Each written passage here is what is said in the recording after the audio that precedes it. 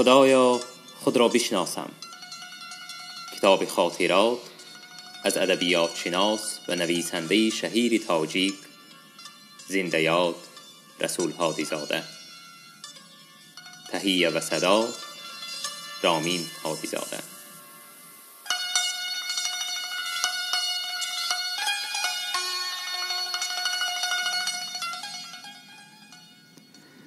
خاتمه. خدایا خود را بشناسم. من عرف نفسه فقد عرف ربه. هر که خود را شناخته باشد خدای خود را بشناخته باشد. هر یک ادیب و نویسنده تألیف رمن، حکایه یا قصه های خود را چند سالها پیش در فکر و اندیشه‌اش می‌پزاند.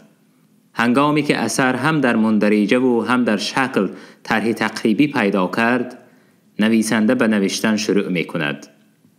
ولی نوشتن کتاب خاطرات به نظرم در ایجادیات هر نویسنده به وضع گوناگون صورت می گیرد. 19 ژانویه سال 1977 با مهم با شوکت نیازی و محمد جان شکوروف در صحبت زنده یاد بابا جان غفوروف بودیم. صحبت خوب از هر باب به وقوع پیوست. بابا جان غفوروف به مناسبت گفت که فکر نوشتن یادداشت‌ها را به استاد عینی غفوروف پیشنهاد کرده است. عینی پیری و گرفتاری‌های زیادی را عذر آورده است، ولی همین فکر غفوروف شاید سببی شده است که عینی نهایت به نوشتن یادداشت‌ها عزم نموده است. غیر از عامل‌های بیرونی به نوشتن خاطرات تحریک و ترغیب‌های دیگر پیدا می‌شوند و تألیف چنین اثر چون واجبات باطنی نویسنده پیش می‌آید. چنین ضرورت و حالت روحانی در من بعد از سن 75 پیدا شد. خود از خود، به هیچ اندیشه و تفکرات قبلی، اما به تقاضای زمان و رسیدن مرحله معین زندگی. تقاضای زمان و مکان نوشتن خاطرات در وقت تألیف سمرقندنامه خیلی حساس بود، زیرا در کتاب مذکور نه تنها تاریخ سمرقند از روی اسناد و اطلاعات سرچشمه ها بیان می شد، بلکه خاطره های ایام جوانی و سالهای بعدی من تا آخر عصر گذشته درباره سمرقند تاریخ این شهر را تکمیل می داد. قسم زیاد این به اصطلاح تکمیله ها در هیچ کتاب مطبوعی تاریخ نویسان ثبت نگردیده است. هرچی بیشتر درباره سمرقند می نوشتم به همان اندازه میل و عزم زیاد می شد که کتابی تألیف کنم از خاطره های خود. کار به جایی رسید که از تألیف کتاب دوم به نام شرطی مردم سمرقند صرف نظر نمودم و تقدیر مرا به تألیف کتاب خاطرات وادار نمود. پیش از آن که به تألیف خاطرات شروع کنم، حالت و وضع عجیبی روحانی حس می کردم. فکر و اندیشه و نظری تحقیق همچنان به یاد خاطره های زندگی گذشته‌ام روانه می شد. عجیبش این که در این سن و سال واقعه های گذشته، سیمای شخصانی که با آنها بودم، به معنی و مضمون دیگر، به تصور و تفکر نو و گاها به نمای غیر چشم داشت پیش نظر جلوگر می گردد. در این حالات و لحظه ها به اختیار شکرانه می کنم که تقدیر مرا در طی عمر سپری شده همیشه با شخصان نیک سیرت و نیک اندیش و نسبت به این جانب خیرخواه و محب، دوست و رفیق و انیس مهربان و هم صحبت و هم نفس کرده است. از این جهت از تقدیر راضی هستم. آیا همچنین مفهوم و لوحه ازلی مثل تقدیر یا چنان که در کتاب‌های فلسفی و دینی گذشته آمده است قضا و قدر وجود دارد؟ ما نسلی که در فلسفه مادیون یعنی متریالیستی تربیت یافته ایم قضا و قدر را اعتراف نمی کردیم و باور هم نداشتیم. ما به قوه انسان و مفکوره متریالیستی باور داشتیم که کمونیستان با قوه ایده های خود قادرند جهان را به خواست و دید خود تغییر دهند. لنین گفته بود که فیلسوفان پیش از مارکس جهان را به طرز و اصول گوناگون می‌فهمیدند و به گونه‌ای مختلف شرح می‌دادند. قدرت مارکسیسم در آن است که وی نه تنها ماهیت جهان را شرح و تبلیغ می‌کند، بلکه راه‌های تغییر دادن جهان را ایجاد می‌نماید و تعلیم می‌دهد. مارکسیسم با این تعلیمات به زوری و تعدی و انقلاب صنعی تغییر دادن ساختار جامعه و مستقر نمودن حاکمیتی یا دیکتاتوری پرولتاریات را یک امر قانونی و ضروری تعلیمات کمونیستی می‌دانست. با وجود همین، مارکسیسم قانون‌های ابجکتیوی ترقیات جمعیت و رویداد واقعه‌های اجتماعی را انکار نمی‌کرد. از روی این تعلیمات، رویداد واقعه‌های اجتماعی در زمانهای پیش از دیکتاتوری پرولتاری بدون خواهش انسان به وقوع می‌پیوست. اما فیلسوفان پیشین قوه درک نمودن و تغییر دادن این واقعه‌ها را نمی‌دانستند. مارکس و تعلیمات مارکسیسم قانون وقوع این حادثات را کشف می‌کند و به ترتیب و تنظیم معین جامعه سوسیالیستی و سپس زینه به زینه جامعه ایدئالی آزاد انسانی، یعنی به اصطلاح کاخ بلندی کمونیسم را می‌افکند. مارکسیسم برای آنکه تعلیمات را مستقر سازد و به تفکر و شعور آدمان به چون و چرا تلقین نماید، تمام فلسفه و تفکرات پیشینیان را رد نمود. بالخاصه مفکوره دینی را افسانه و بافیده دروغ به قلم داد. این بود که ما تربیت یافتگان زمان کمونیستی نه به تقدیر یعنی قضا و قدر، بلکه به نیروی دیگرگون سازنده کمونیسم باور داشتیم. اگر از قضا و قدر سخنی به میان آید، این را ایدئالیسم و خرافات دینی می گفتند. ما ضیایان دانشمند و ایجادکار شاگردان را، پیروان را، خوانندگان را به همین اعتقاد القا می نمودیم. اما در یک گوشه دل ایمان به قضا و قدر حاضر بود. امروز در نتیجه آزادی اندیشه و تفکر و تجربه روزگاری طولانی اعتقاد و باور به قضا و قدر حاصل شد. بله، یک قوه غیبی وجود دارد که حرکات آسمان را و روند زندگی جامعه و شخص را بدون خواهش و نیروی شخص اداره می کند. در عصر 12 در زمان قدرت دولت خوارزم شاهیان مگر کسی تصور میکرد یا پیشگویی میتوانست نمود که چند سال میگذرد و از دشت و صحراهای بادیه نشین قومی به نام تاتار یا مغول خروج نموده مثل تندباد سرزمین آباد و شکوفا و حاکمان مقتدر آن را از بون و بیخ سرنگون می سازد؟ مگر خود چنگیز پیشگویی کرده بود که او صاحب توانایی می شود که جهان متمدن از سایه وی به ترس و بیم لرزان خواهد شد؟ این همه قضا و قدر آسمانی بود. انوری سالها پیش از این واقعه های مدهش عمر به سر برده است. قوت و نقش قضا و قدر را در تشبیب قصیده‌اش نهایت متفکرانه و شاعرانه بیان ساخته بود. اگر محول حال رضاییان نه قضاست، چرا مجاری احوال بر خلاف رضاست؟ بله قضاست به هر نیک و بد عنانکش خلق، بدان دلیل که تدبیرهای جمله خطاست. هزار نقش برآرد زمانه و نبود، یکی چنان که در آینه تصوری ماست. کسی ز چون و چرا دم همی نیارد زد، که نقش بندی حوادث و رای چون و چراست. تفاوتی که در این نقش ها همی بینی، ز خامه است که در دست جنبشی آباست. به دستی ماش از این حل و عقد چیزی نیست، به عیش ناخوش و خوش گر رضا دهیم سزاست. که زیر گنبد خضرا چنان توان بودن، که اقتضای قضاهای گنبد خضراست. هر کس سرنوشتی دارد که به قول قضای گنبد خضرا از اول آن را معین نموده است و کس را بیرون آمدن از امر قضا مجال نیست. احمدی دانش در جای از خاطره های خود آورده است که مراد از آموختن و فرا گرفتنش هنر نقاشی و خطاطی را این بوده است که در صف معماران گلدست در ساختن عمارات عالی و پرشکوهی دورانش از سرآمدان روزگار باشد.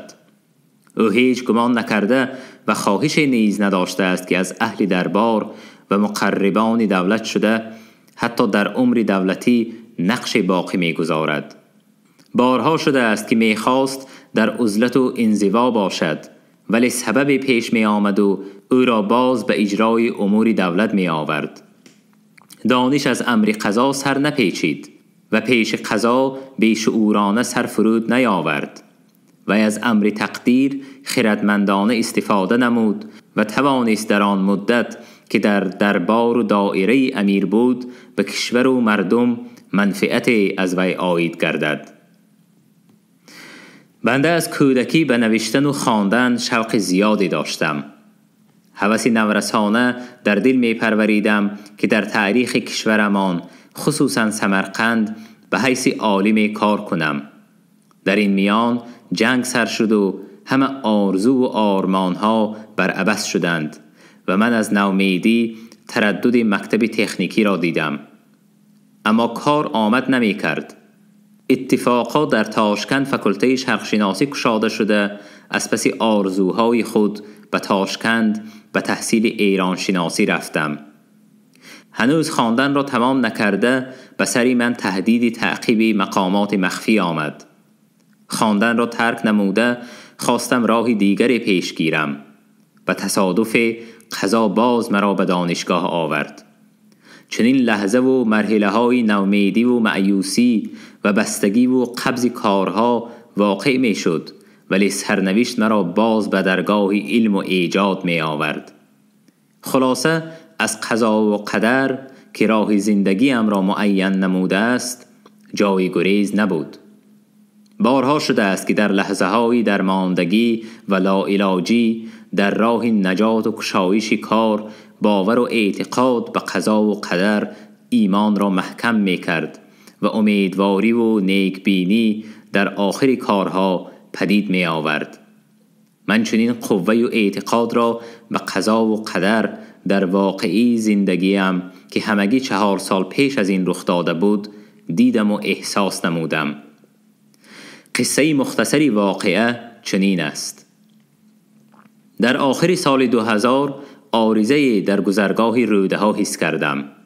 طبیب متخصص جراح در دکترخانه حکومتی بعد از تشخیص بیماری را معین کرد که با دوای و معالجه از آن رهایی یافتن ممکن بوده است.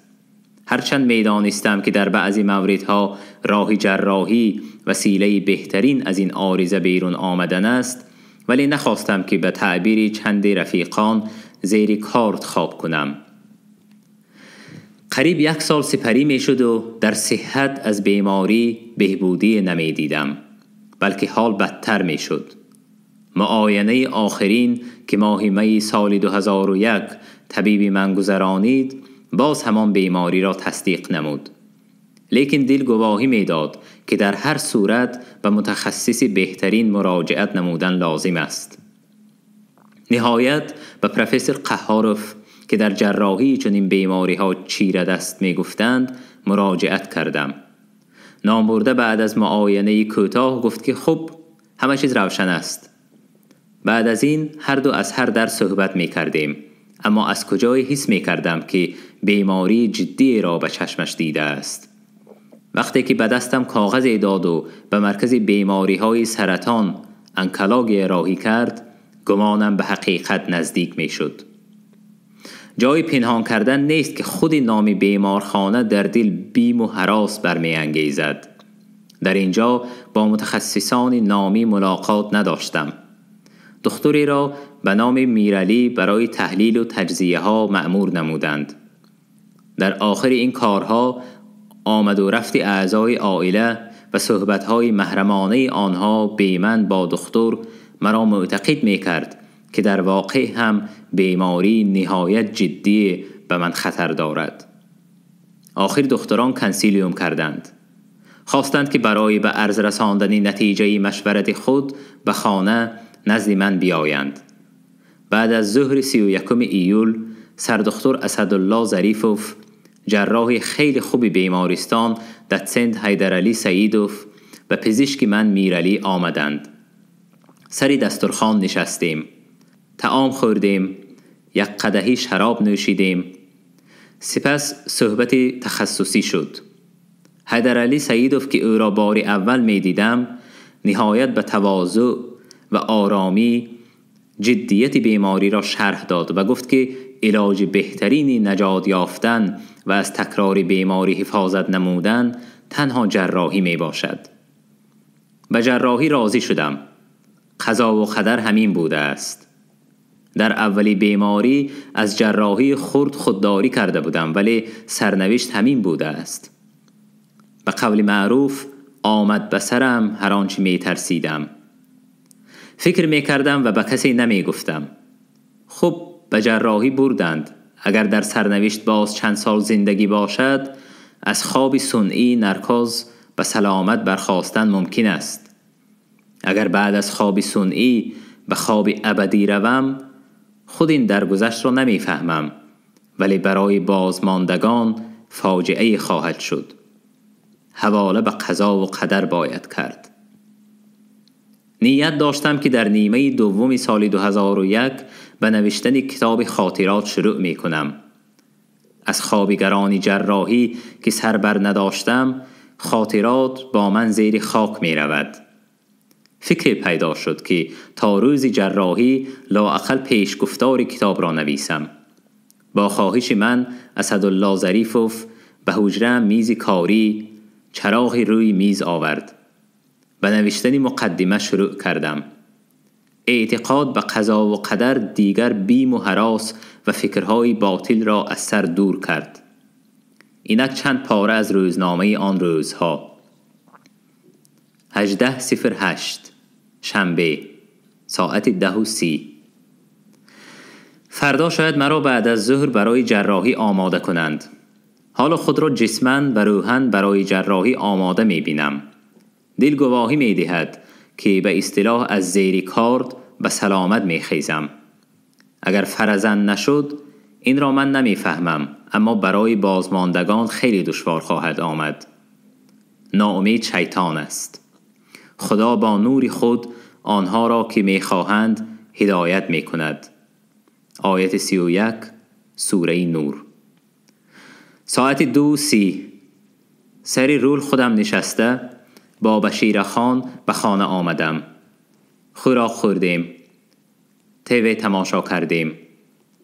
نوشتن مقدمه کتاب آینده خاطره ها مرا خیلی مشغول می دارد و خیلی شوق انگیز است. آن را دوام دادن لازم است. 19:08 یکشنبه بیمارستان ساعت 19:15. عجب خوب شد که من به نوشتن این مقدمه شروع کردم. در هر صورت کنسپسی کتاب برای من معین شد. این صفحه را خیلی با شوق و الهام می نوشتم. طرح آینده کتاب از دور پیش نظر می آمد. کتابی بد نخواهد شد. ساعت 2 فرنگیس با چیپ و رامین و شاهین آمد. از هر در صحبت می کردیم. من خیلی آرام و کشاده‌روی بودم. چیزی مرا در اضطراب نمی گذاشت. وقتی رفتن هنگامی که فرنگیس مرا بوسید در چشمانش آثار اشک دیدم. ساعت 4 فریدون آمد. با ماشین ساعت 4:30 به بیمارستان رسیدیم. 20:08 دوشنبه ساعت 6:20 بیمارستان. امشب با داروی دکتر زود خواب برد. خواب دیدم که موی سفید آمده مژده داد که کارها حاضر آسان شد. آنچه که برای آن چند ساعت لازم است در چند دقیقه انجام می گیرد. به این خبری خوش بیدار شدم. دیدم ساعت حالا 2. باز خواب برد. در خواب همان شخص را دیدم. ساعت 5:50 بیدار شدم. وضوء کردم. نماز را مکمل گزاریدم. جسم و روح آرام است، دل روشن و تازه است. ساعت 8 مرا به جراحی بردند. گفتند عمل جراحی 8 ساعت دوام کرده است. دست عیسوی اثری حیدرعلی سعیدوف به اصطلاح از زیر کاردها مرا به سلامت بیرون آورد. بعد از جراحی نیز آدمیت و خلق و اطوار حمیده حیدرعلی سعیدوف، غمخواری و تک و دوهای جانسوزانه اسدالله ظریفوف، پاسبانی میرعلی، شفقت خواهران طبی بود که مرا به پا راست کرد. همه به نیکی انجام یافت. بعضی ها می گفتند که نادانی دختر اول جنایت است، او را به سود کشیدن لازم است. گفتم بله، نادانی و سبب گرفتاری ها شد، اما این قضا و قدر است. طبیب نادان فقط سبب شد. اینک من معتقد قضا و قدر هستم، اما چنان که در کتاب ها آمده است، تسلیم قضا و قدر این نیست که شخص از سعی و کوشش و تلاش و جهد در زندگی دست کشیده باشد. سعدی در این معنی گفته است: رزق هرچند بیگمان برسد، شرط عقل است جستن از درها. گرچه کس بی اجل نخواهد مرد، تو مرو در دهان اژدرها. بله، قضا سرنوشت است، اما برابر همین خدا در نهاد انسان عقل و خرد و نیروی کوشایی را عطا فرموده است. انسان با کوشش و سعی و همت و کمالات معنوی و اخلاقی می رسد، نه از اطاعت بیشعورانه در پیش قضا و قدر. در این معنی مولانا جامی فرموده است: آدمی را اصل فطرت آمد صاف، از صفا قابل همه اوصاف. هر صفت را که می شود طالب، می شود در نهاد او غالب. گر به خوبی فرشته آرد روی، زود گردد فرشته سیرت خوی. ور زند فعل دیو از وی سر، شود از فعل بد ز دیو بدتر. جهد کن جهد تا به عالم دل، ملکات ملک کنی حاصل. میرزا عبدالقادر بیدل که به قضا و قدر معترف و معتقد بود، به جد و جهد و تلاش آدمی و قوت و قدرت بنیادکاری انسان باور داشت. انسان اگر همت کند می تواند معجزه ها بیافرد. در تجربه‌گاه عالم صلح و نبرد، همت حل کدام مشکل که نکرد. جهد انسان بر این نیامد، ورنه گردون را نیز بر زمین می آورد. خلاصه کلام این است که از نعمت قضا و قدر و تقدیر و سرنوشت قانع و در رضا هستم که مرا در حلقه آدمان نیک سیرت و نیک خواه و نیک بین و خیرخواه و خیراندیش انداخت و از دیداری به اصطلاح یاران نامتناسب دور می داشت و اگر تقرب به این قوم پیش آید توفیق عطا می کرد که از آنها دامنکشان گذرم. این است ایمان و اعتقاد من به قضا. ایمان و اعتقاد به قضا خود از خود پیدا نمی شود، چنین نتیجه و حاصل به مرور زمان و گذشت روزگار حاصل شده است. فکر و اندیشه های امروزی بنده نیز نه 40 و 50 سال پیش، بلکه در مرحله قریب 80 سال عمر به حصول رسیده است. ولی با این همه اعتقاد به قضا و قدر از ایمان و پرستش به خدا و پیغمبر و کتاب آسمانی قرآن مجید منشأ می گیرد. این مسئله خیلی مهم است و این مسئله شاید مردم کشورهای دیگری مسلمان چندان اهمیت نمی دهند، زیرا خدا و رسول و قرآن از اول زندگی تا آخر عمر با آنهاست. برای ما که یک عمر دراز در محیط حکمرانی عقیده های ضد دینی و خدا ناشناسی اتئیسم بودیم، در این مسئله بحث کردن و روشنی انداختن از اقتضای زمان و مکان است. در این موضوع فکر و عقیده های خود را گفتن از واجبات وجدان و صافی اعتقاد است. بله، ما اتئیست و جامعه ما نه تنها دنیوی بلکه ضد دینی بود، ولی تبلیغ و ترغیب 70 ساله کمونیستی اسلام و اعتقاد مسلمانی را از بین ما، از دل ما برداشته نتوانست. مردم ما در دل، در تفکر خود مسلمان بود و پنهانی یا علنی نماز می‌خواند، روزه می‌داشت، سنت ختنه و صلات جنازه و فاتحه مرده و خطبه نکاح را رعایه می‌نمود. عیدهای رمضان و اضحی را گرامی می‌داشت. حتی کمونیستان معتقد سخت از خردان تا راهبران 2 سنت، ختنه و صلات جنازه را پنهانی باشد هم ادا می‌کردند.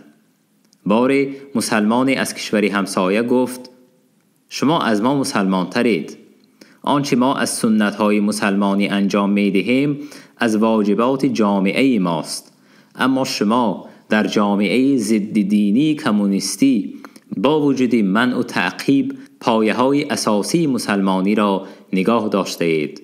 چنانچه نماز می‌گزارید، روزه می‌گیرید، سنت‌های عیدهای فطر و اضحی را رعایت می‌کنید. بله، اسلام در دل هر یکی ما ثابت بود و هر کی به قدر دانش و ایمانش خود را مسلمان می‌گفت. در این شمار بنده هم وارد بودم. شیوع دین از کودکی به دل و دیده من روشنایی می‌افکند. خواهران و دادرانم نیز از این نور بی نصیب نبودند. همه این از تأثیر و فیض مادر کلان پدرم، زنی نهایت پاک و تقوادار و متدین بود. ریاضت و عبادت شبانه روزی، دعا و نیایش و قرائت قرآن و داستانهای دینی و پند و حکمت و حکایت از پیامبران و ائمه گذشته به دل و اندیشه های ما بی تأثیر نبود. از این فیض نفسهای متبرک مرحومه بیشتر من بهره بردار بودم، به سبب آن که مهرش به من زیادتر بود و بیشتر همراه و همدمش بودم. گذشته از این، سنت و ارادت دین پروری اولاد ما نیز در اینجا نقش بارزی داشت.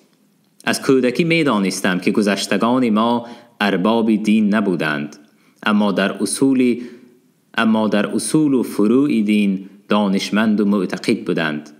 اکثر آنها مدرس، قاضی و مفتی و حتی در مقام شیخ الاسلامی بودند.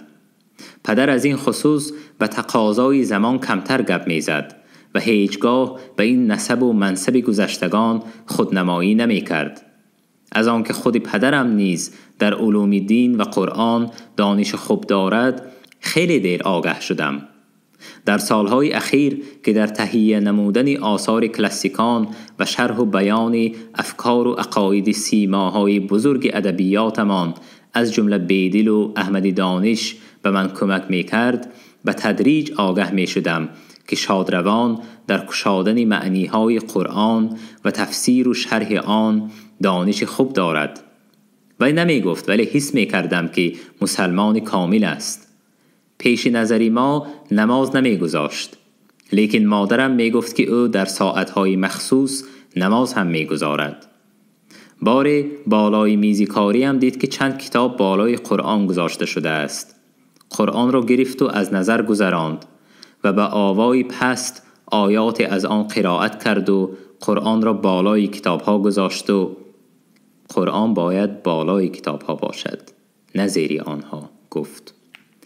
این نه ظاهر پرستی بلکه پرستش صمیمانه قرآن بود.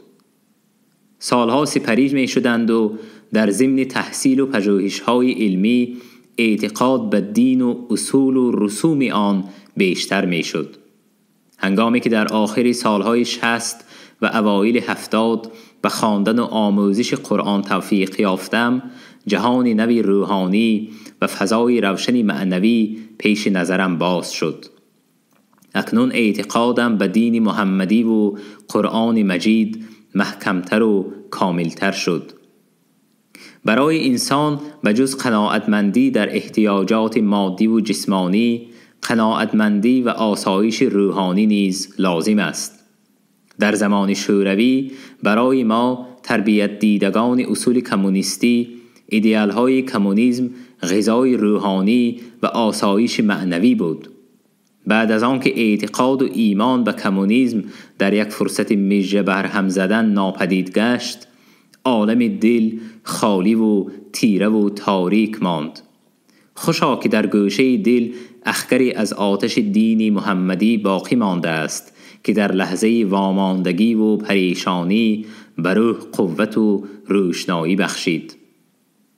پس از این در دل نه تنها چراغ تاریخ و تعلیمات اسلام فروزانتر گشت، بلکه تمدن و بالخاص ادبیات کلاسیکی فارس و تاجیک به لباس دیگر، به مضمون دیگر، به اصالت و حقیقت نو جلوگر گردید.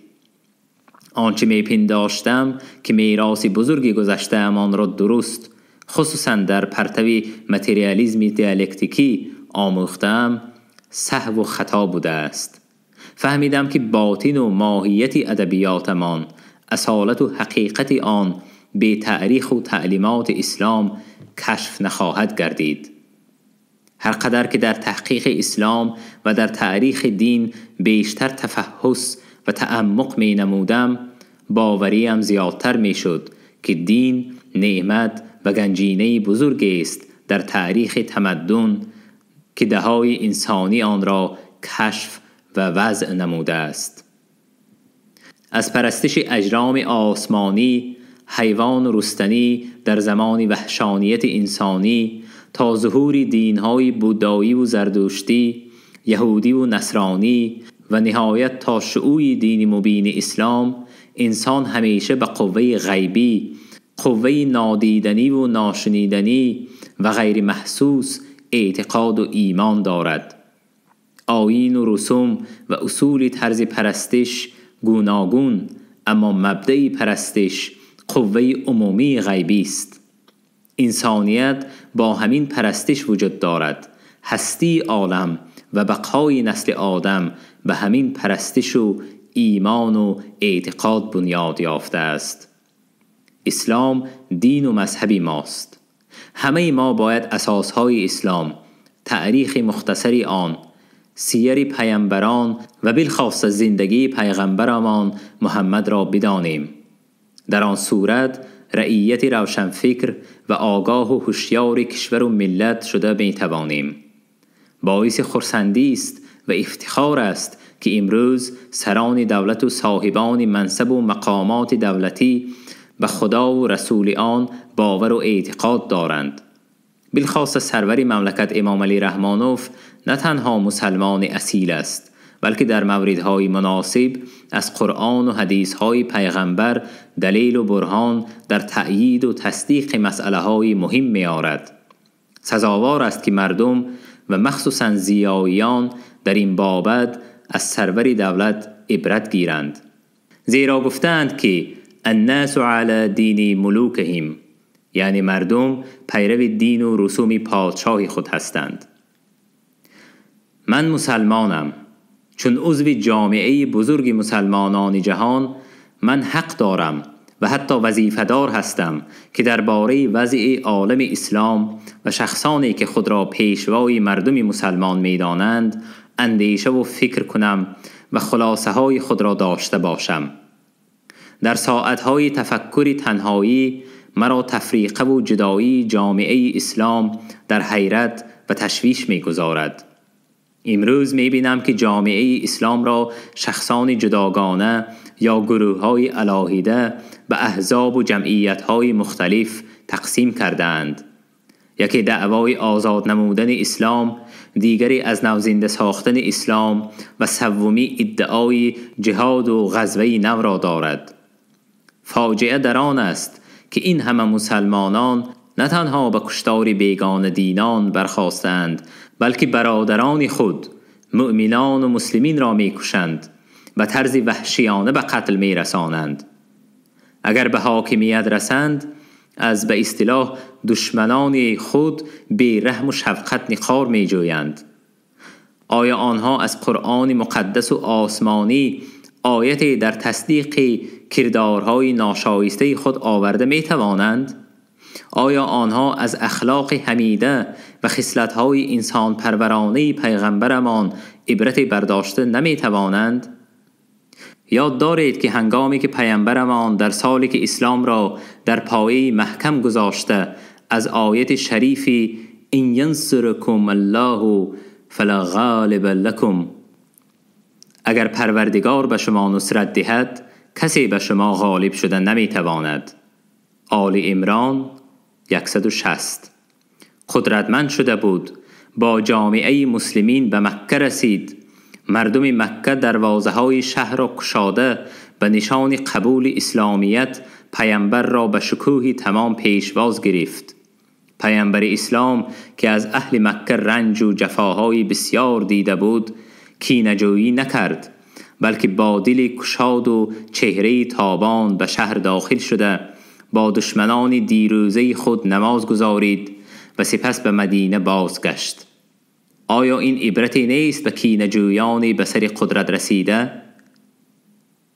در ساعتهای تنهایی، تأمل و تعمق کس از سران مدعی به اصطلاح اسلامی دل سرد می شود و در روح پاک عارفان و متصوفان پیشین پناه و نجات می جوید.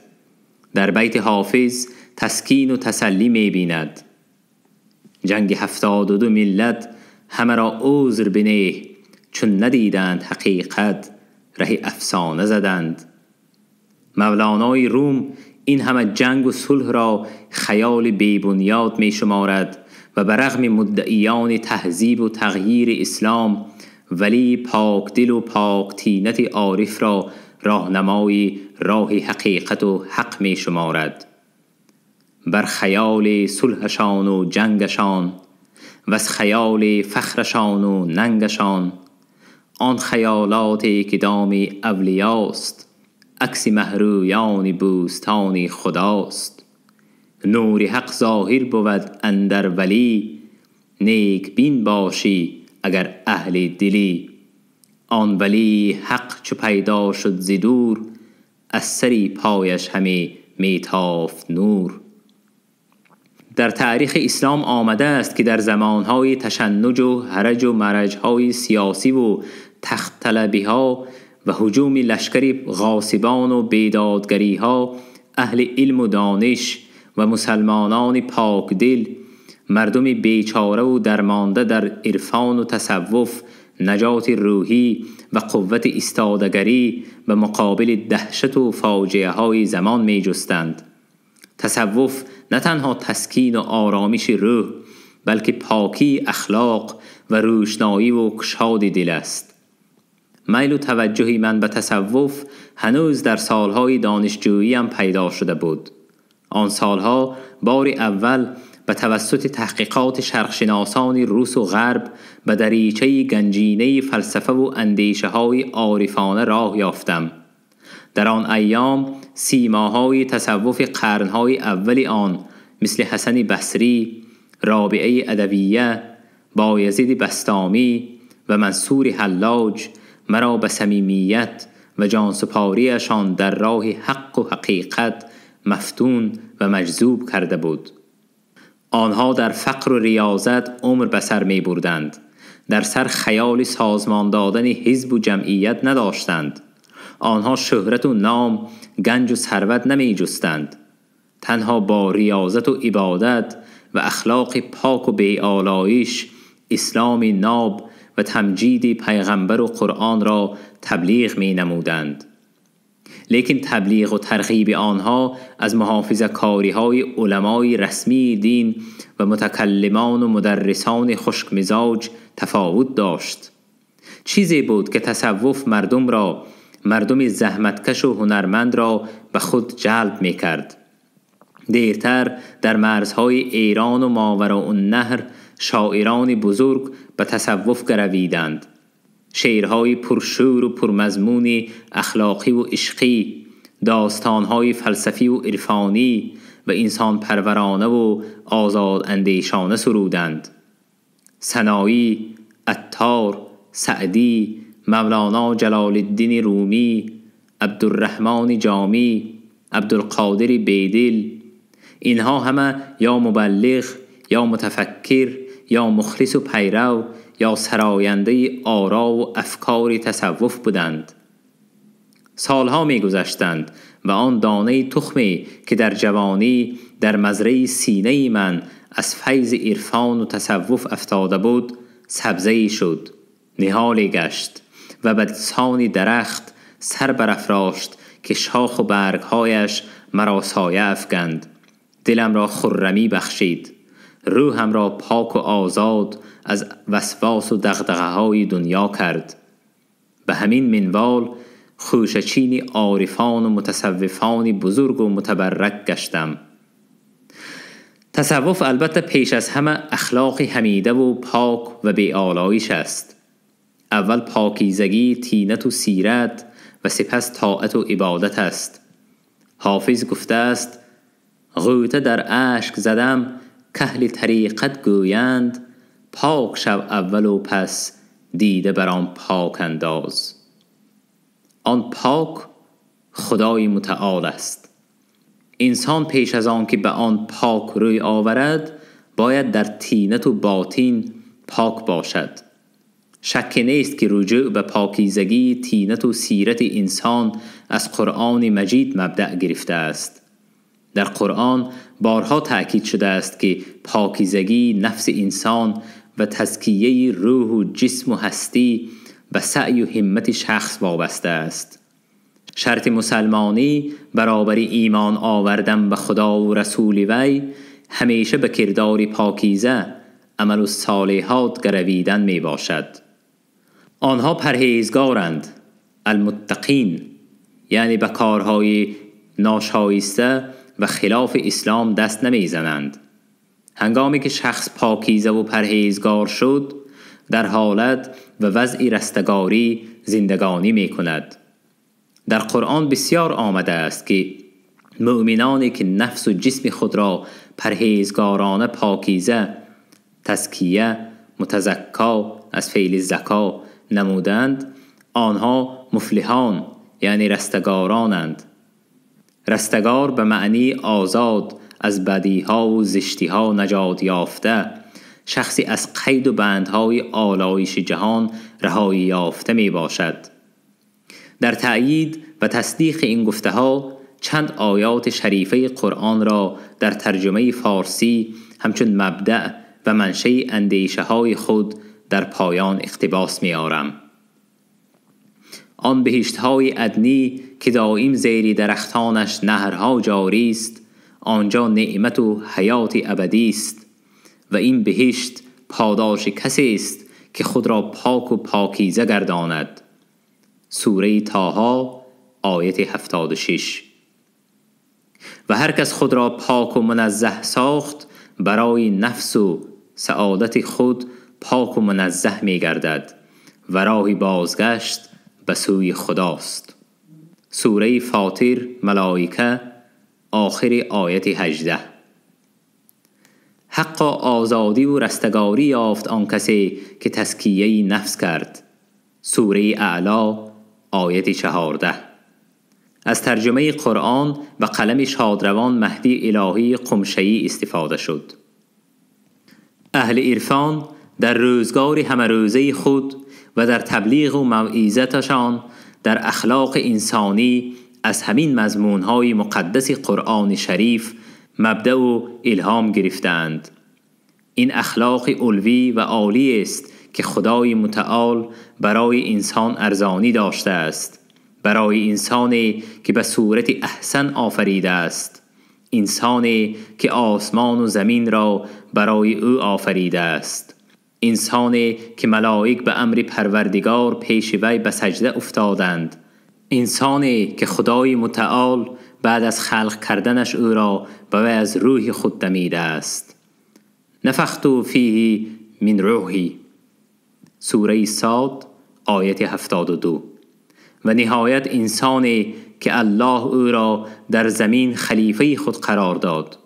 سوره بقره آیت 30. سوره فاطر آیت 39. هر فرد جامعه ما برای درست و ثواب می رود اگر این فرموده های خدای متعال را در قرآن مجید پیروی کند و دستور زندگی امروزه خود قرار دهد. رعایت و مقدس و پاک نگاه داشتن این فرموده ها باز از آن جهت مهم و لابد است که امروز در جامعه ما ایدئولوژی زوراوری فشار دهنده نیست و ما آزاد و مختار هستیم به رعایت نمودن و پیروی کردن نکته های مقدس اخلاق انسانی. بنده از کودکی در عائله در همین روح دیانت و پاک دامنی که از بیبی ها و پدر و مادری نیک خصال ارثاً به طینت و سیرتم اندرون شده است به حیات قدم گذاشتم. تأثیر تربیه عائله و بعداً نقش مطالعه و تعمقها در آثار عرفان و علمای پاک دامن و متقی در خصلت و سیرت و اخلاق و آداب این جانب درس عبرت و مکتب زندگی گردید. نمیگویم که من در جیب یا در جزگیرم همیشه کتابی بود و در لحظه ضروری به آن نگاه کرده از روی آن کار میبستم. نه، آنچه با شیر مادر به قول اندرون شد به الهام و فیض غیبی و تجربه زندگی تکامل یافت و این گویا بهره از تقدیر بود که راه زندگی مرا پر نور و دل و دیدم را همیشه روشن می نمود. زندگی برای من آسان بود زیرا جز نکویی را به نظر نمی گرفتم و خود هم جز نکویی به شخص و به جامعه کار دیگری نکردم. از اینجاست که قدم نهادن در روی زمین برای من آسان بود. در کارهای علمی و ایجادی نیز همین گونه آسانی و گشادگی روح همراه و راهنما بود. به نزدیکی بشیرخان عزیزم صفحه را که از روزنامه هم نوشته کرده است به من داد. 8 فوریه 1987 تا ساعت 2 در بیبلیوتک کتابخانه لنین مسکو منظور است بودم. عجیب جایی است این بارگاهی بزرگ دانش. هنگامی که به این جا قدم می نهم گویا جهان سفلی در پس من می ماند و به عالم علوی می برایم. همه پستی ها، اندیشه های باطل و دلغش کننده در پس این در می ماند و پاکی و آزادگی گشاده می شود. از روزهای اول سالهای 50 بار اول به این درگاه قدم گذاشته بودم این احساس پیدا شد و تا امروز زیادتر می شود و کم نه. الهام پرجوش، فکرهای نجیب، اندیشه های نیک در اینجا کس را احاطه می کند. شک نیست که زندگی بی پست و بلندی و نومیدی ها و درماندگی ها صورت نمی گیرد. در زندگی این جانب نیز لحظه های یأس و اندوه و واماندگی و پریشانی ها بوده است. اما خدا شاهد هرچند این لحظه ها برایم وزنین بود ولی همیشه امید و اعتقاد به گشاد کارها تسکین و تسلی من بود و همین طور هم می شد. به این صدقاً باور داشتم زیرا پروردگار به شخصانی پاکیزه دل و پاک طینت رحمت و عنایت عطا می کند و از پس بست و قبض روحی گشاد و گشایش مشکلها می فرستد. دیرتر در قرآن مجید آیات از سوره انشراح خواندم و باورم به این باز هم قوی تر شد. خطاب به محمد صلی الله علیه و آله و سلم در مورد لحظه نومیدی او: مگر ما سینه تو را گشایش عطا نکردیم و باری گرانی تو را از بالای سرت برداشتیم، باری که بر پشت تو وزنینی می آورد و ذکر تو را در زبانها بلند برداشتیم. این است که با هر سختی البته آسانی هست. هر آینه با هر سختی بیشک آسانی هست. پس تو چون از نماز و طاعت پرداختی برای دعا همت گمار و به سوی خدای خود همیشه متوجه و مشتاق باش. استفاده از ترجمه قرآن به قلم مهدی الهی.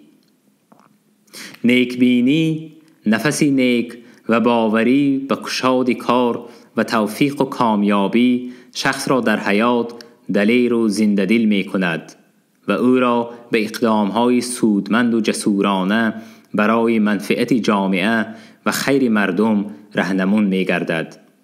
این را در حیات و فعالیت خود سنجیده و دیدم. بنابراین به جوانان سعادتمند و شخصان پندپذیر این راه درخشان را توصیه و تبلیغ می کنم. برای انسان حسد و غیبت و سخنچینی بلای عظیم است. حسود انگیزه بدی و خیانت به شخص و جامعه است. وقتی که فرد به شخص موفق در کار و زندگی به هیچ سبب حسود می پرورد، دور نیست که از این حسد و بغض و کینه و بدکاری در حق آن فرد قدم می گذارد و این کردار زشت را جز خیانت به عمل دیگر حمل نمودن دشوار است. این خصلت زشت نه تنها در روزگار و آثار اهل عرفان بلکه عموماً در ادبیات کلاسیکی ما مورد ملامت و مذمت سخت گردیده است. کینه‌وری، گمان بد، کنجکاوی در احوال کسان و سپس سخنچینی و خبرکشی نیز از خصلت‌های زشت است که در آثار و گفتار اهل تصوف و عموماً ادیبان کلاسیک ما مذمت شده است. شک نیست که این همه تبلیغ خصلت نیک و تحریم زشتی‌های غیبت و سخنچینی از کلام الله منشأ گرفته است. چنانچه در آیت 12 از سوره حجرات آمده است: ای اهل ایمان، از بسیار پندارها گمانهای بد در حق یکدیگر کناره گیرید که برخی گمان و پندارها باطل و بی حقیقت و گناه است و نیز هرگز از حال درونی همدیگر جستجوی مکنید و جاسوس بر احوال مردم بر مگمارید و غیبت یکدیگر را روا مدارید. آیا شما دوست می دارید گوشت مرده برادر خود را خورید؟ البته کراهت و نفرت از آن دارید. پس بدانید که مسئله غیبت مؤمن به حقیقت همین است و از خدا بترسید و توبه کنید که خدا بسیار توبه پذیر و مهربان است. گمان بد و ناباوری بین همدیگر، سخنچینی و جاسوسی نسبت به همگنان و نزدیکان نه تنها دوستی و برادری آدمان را از بن خللدار می کند بلکه در جامعه نفاق و اختلاف و جدایی و پریشانی برمی انگیزد که عاقبت آن به تشنج و درگیری‌های سیاسی و اجتماعی می تواند رساند. از این سبب به ظهورات چنین خصلت‌های زشت انسانی باید از زینه‌های اولین و از شراره‌های نخستین آن راه ندهیم. تربیه و تزکیه اخلاق را از سن جوانی از بین نورسان و نوجوانان جامعه باید شروع کنیم. در خاندانمان پدر و مادر و بیبی‌ها و عمویان خود تجسم نیکی و خیرخواهی نسبت به آدمان، نمونه مناسبت بی‌غرضانه و صلح‌جویانه بودند و همین محیط زندگی به این جانب از کودکی نقش خیر گذاشت. آثار فیضبار عارفان و عموماً ادبیات کلاسیکی امان که خود یک جهان با برکات اخلاق حمیده است، خصلت‌های ذمیمه‌ای در بالا ذکر شده را گفتن میتوان از نهادم پاک ساخت. از غیبت خصومتبار، از سخنچینی فتنه انگیز، از کنجکاوی و تجسس کینه‌ورانه و عداوت خیز پرهیزگار و دامنکش بودم. حالا به گذشته نظر انداخته واقعه را آمیخته به این جرم و گناه در زندگی خود به یاد آورده نمیتوانم. شاید اختلاف به ناموافقت من با فرموده های مقامات اداره های مخفی نیز در همین بود که باعث حادثه های ناخوش جوانی هم شد. حتی وقتی که مقامات سال 1959 باز همان سینری سال 1948 را نسبت به من تکرار کردند، عذاب وجدان قریب به هلاکت رسانیده بود. غیبت و مخصوصاً غیبتی که به منظوری تحریک به اقدام نقارگیری نزد من آغاز می کردند، شنیدنش برایم کراهت انگیز بود و تا می توانستم سخن غیبت پیشه را زود قطع نمایم و اگر موردی باشد به پند و نصیحتش پردازم. باری دوستی دیرینم که به سمرقند کوچ بسته آنجا اقامت می کرد، در سفرم به این شهر به دیداری من آمد. در ضمن صحبت سخن از شخصی به میان آمد که آن هر دو بین خود رفاقت و مودت برقرار داشتند. برایم غیر چشم داشت از خصلت بدی دوست خود در کینه ورزی و بدخواهی نسبت به آدمان شکایت و غیبت کرد. شنیدن این سخنها چون ریاکاری صدا داد که با دوستی و همدمی گذشته این دو نفر موافقت نمی کرد. آن وقت که دوستم از بدیهای نهانی این شخص در حق من نیز سخن گفت، در دل غشیانی پیدا شد و گفتم: آنچه گفتید شاید درست باشد، اما آنچه میگویید که وی دشمنی من است چندان درست نیست. وی دشمن جان خود است. چون این اشخاص آدمان گمراه هستند. خدای متعال گمراهان را در قرآن همچون به غضب پروردگار گرفتار آمدگان توصیف کرده است: غیر المغضوب علیهم ولا الضالین، یعنی راهی درست غیر از گمراهان و به غضب گرفتار شدگان به بنده های نیک اهدا می شود. من به دوست دیرینم قصه سنگپشت و کژدم را از کتاب انوار سهیلی نقل کردم. آمده است که میان سنگپشت و کژدم طرح دوستی و همنشینی افتاده و آن هر دو از همنشینی و همدمی یکدیگر شاد و خرم بودند. کژدم در ساحل سبز و درختزار ساحل بحر و سنگپشت در جزیره میان بحر اقامت داشت. سنگپشت همیشه به شناوری نزد دوستی جانیش می آمد. باری در مورد صحبت گفت: دوستی عزیز، اگر گله آمیز سخنی گویم بگذار ملال خاطر تو نگردد. بنده همیشه به دیدار مبارک تو فرسخها راه طی کرده می آیم تا از صحبت و نفس اتراکینت بهره بردارم. آخر چی می شد که تو هم باری به کلبه من قدم رنجه کنی و مسکنی مرا به نوری دیدار و قدومت منور نمایی؟ ای دوستی به جان برابر، گفت در جواب کژدم، آخر تو شناوری میدانی و به مهمانی من آمدنت از طریق بحر مشکل نیست. بنده عاجز چی میتوانم کرد که شناور نیستم و از این راهی آب گذشتنم محال است.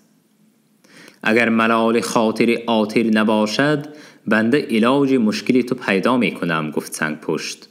علاج این است که تو را بالای جوشنم می نشانم و به سلامت به منزلم می رسانم. کژدم به شادی و سرور پیشنهاد دوستش قبول کرد و بالای جوشن سنگپشت نشست. سنگپشت به هزار شکرانه بختی از آسمان رسیده کژدم را بالای خود سوار کرده سوی منزلش راه گرفت. هنوز مسافه چند طی نکرده ناگهان در جوشن خود صدای نیش‌های کژدم را پی برد. از کردار دوستش ملالتی در دل پرسرورش پیدا شد و با خاطر رنجیده گفت: ای دوست دیرین و ای رفیق مؤنس و قرین، این چه کرداری است که از تو در حق خود میبینم؟ کجا شد آن عهد قدیمی دوستی که تو بیگانه صفت بر پشت من نیشی پر زهر خود میزنی؟ ای مؤنسی کنج تنهایی و ای یاری دمساز که در وفا بی نظیر و یکتایی، آخر نیش زدنم از بدخواهی من به نسبت تو نیست بلکه از طینت و سیرت من است. این نیش جفا که دارم در ساعات و فرصت مناسب به یار و خیش و اغیار و درویش میزنم و در این کار اختیار در دست من نیست. ای جنسی بد کردار و عاقبت آزار، آخر بهتر آن نیست که با این طینت زشت و پلید به ورطه هلاکت بروی، گفت سنگپشت و کژدم را از بالای خود به غرقاب دریا انداخت. دوستم از نقل این حکایت به اندیشه فرو رفت. گفتم: این مثل به آن آوردم که طینتی بد در طبیعت بعضی اشخاص مثل کژدم فطری است. فقط فرق در آن است که کژدم این کار را با سبق طبیعی بیشعورانه می کند. آدم بدسرشت این کردار را دانسته و عمدن می کند. بنابراین ضرری چنین شخص از گزند نیش کژدم بیشتر و هلاکت آورتر است. اگر گزند و بدکاری و مقابل شخصی روانه شده باشد که مقامی در جامعه دارد، ضرر به جامعه نیز می رسد. اگر دوستی شما تنها به من گزند رسانیده باشد، چندان خطرانگیز نیست.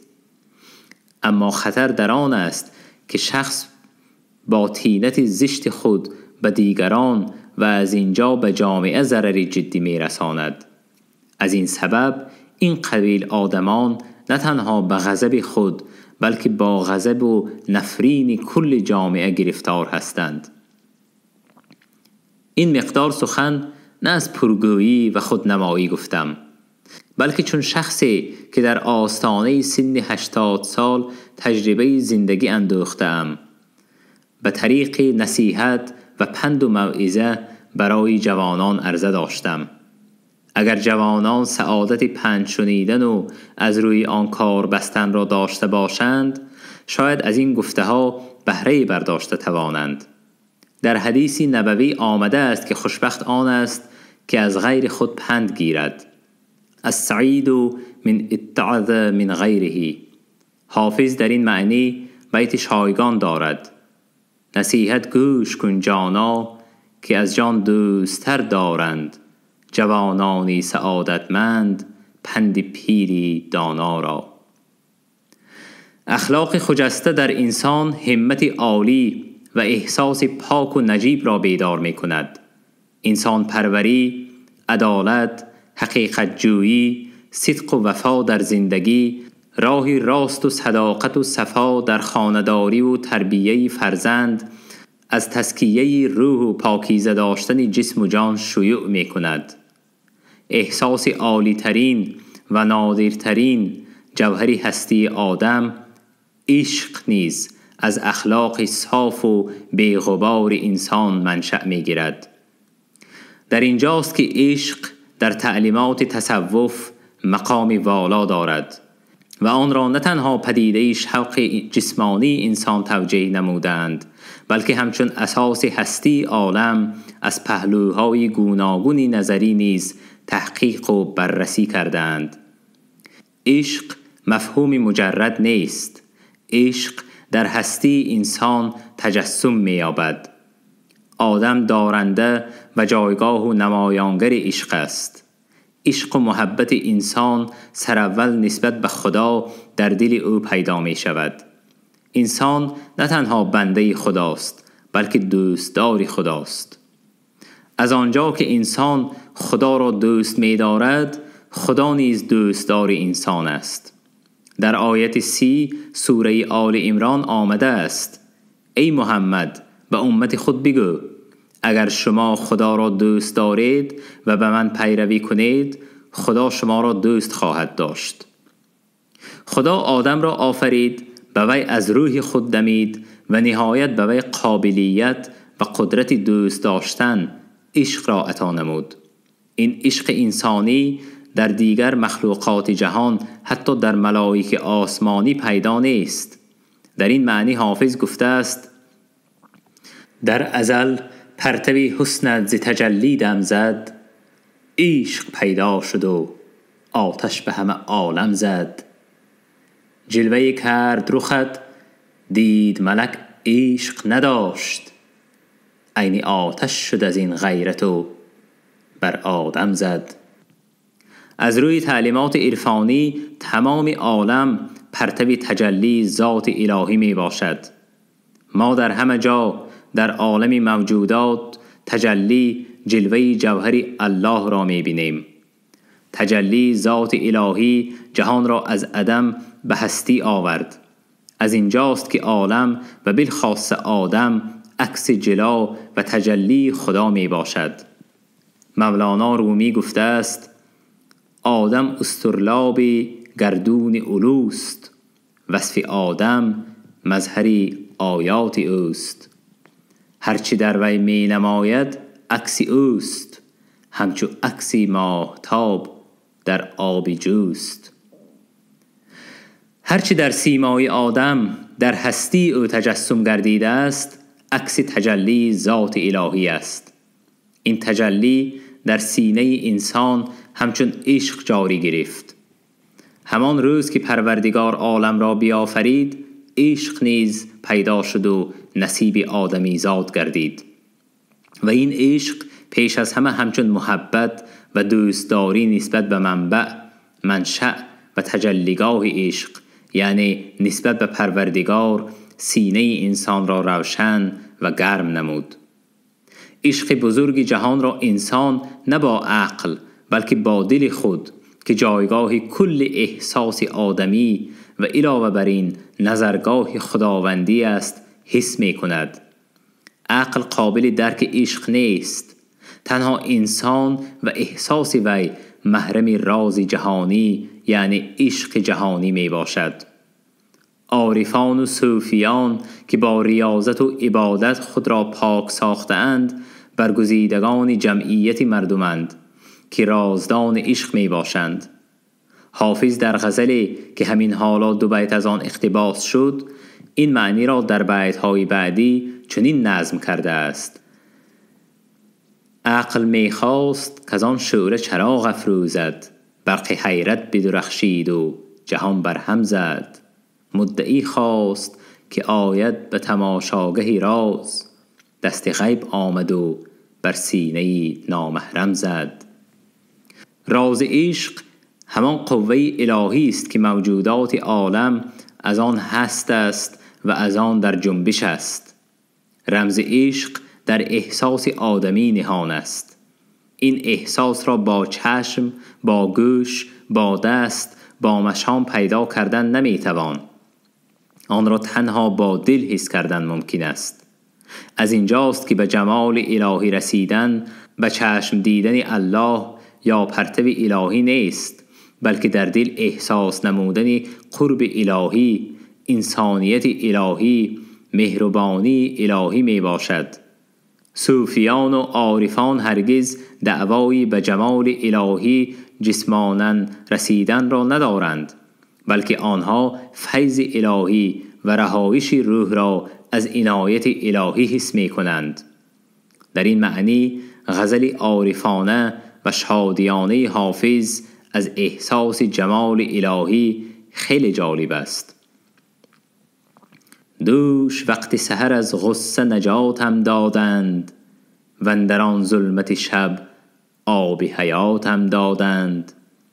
بی خود از شعشعه پرتوی ذاتم کردند، باده از جام تجلی صفاتم دادند. چه مبارک سحری بود و چه فرخنده دمی، آن شب قدر که این تازه براتم دادند.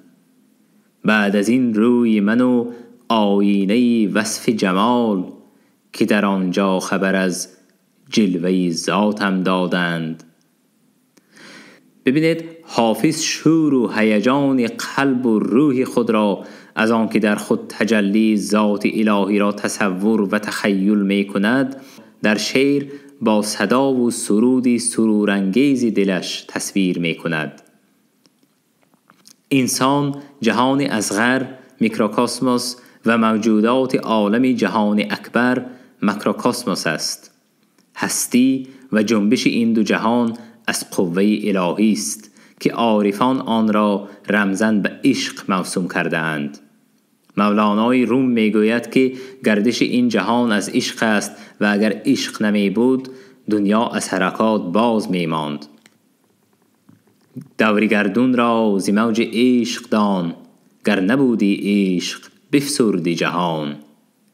کی جمادی محو گشتی در نبات، کی فدای روح گشتی نامیات.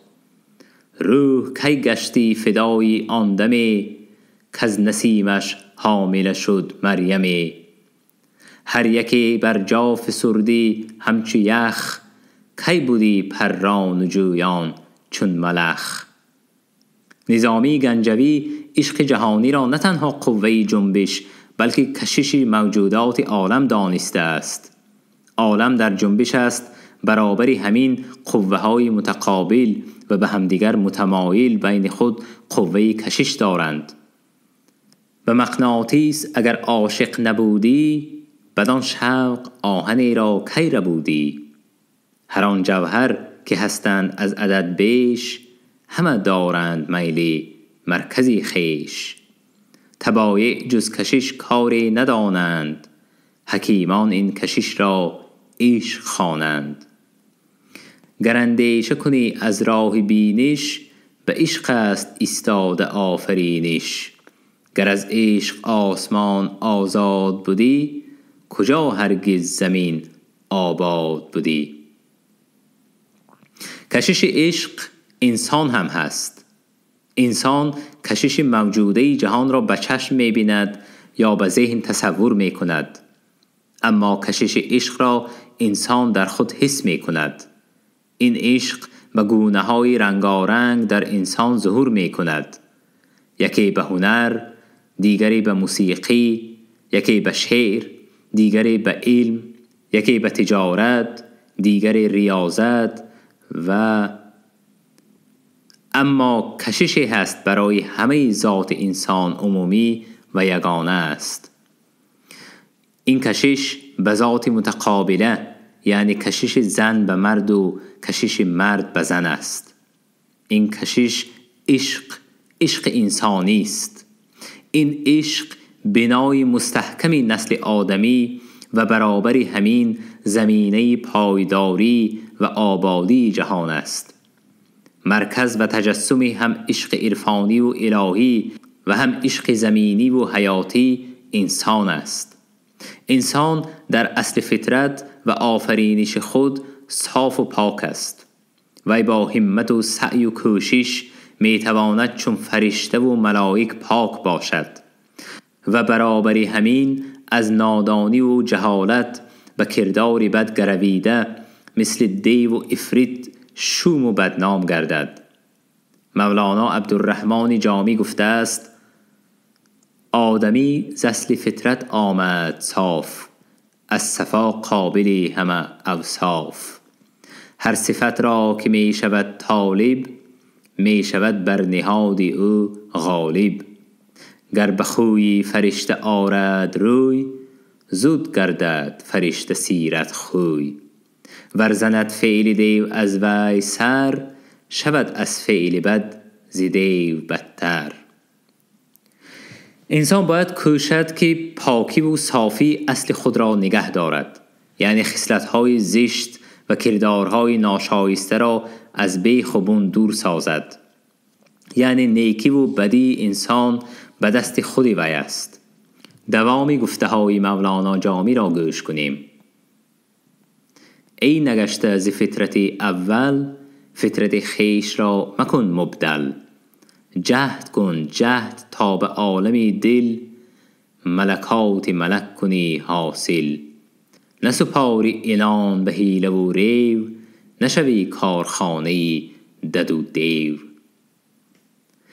به همین قیاس انسان باید در پاکیزگی احساس عشق همیشه همت گمار و کوشا و جهد فشان باشد. ما عشق را به معنای نهایت بزرگ و وسیع در نظر داریم. عشق به زندگی و به زحمت و کارداری، عشق به جفتهای زیبا و همنشین، عشق به همسر و فرزندان، عشق به هنر و مشغولیت‌های خود، عشق به خواندن و تحصیل علم و دانش، عشق به شعر و موسیقی و هنرهای زیبا که جهان معنوی را غنی و رنگین می سازد. عشق، عشق، عشق. انسان در سرشت خود با عشق تولد می شود. این عشق از گهواره تا آدم واپسین همراه و همدم انسان است. اگر آدم عشق را پاک و پاس دارد، سعادت زندگی را حاصل نموده است. عشق و محبت زندگی را روشن، آسان، درخشان، زیبا می کند. دردها را دوا و مشکلها را روا می سازد.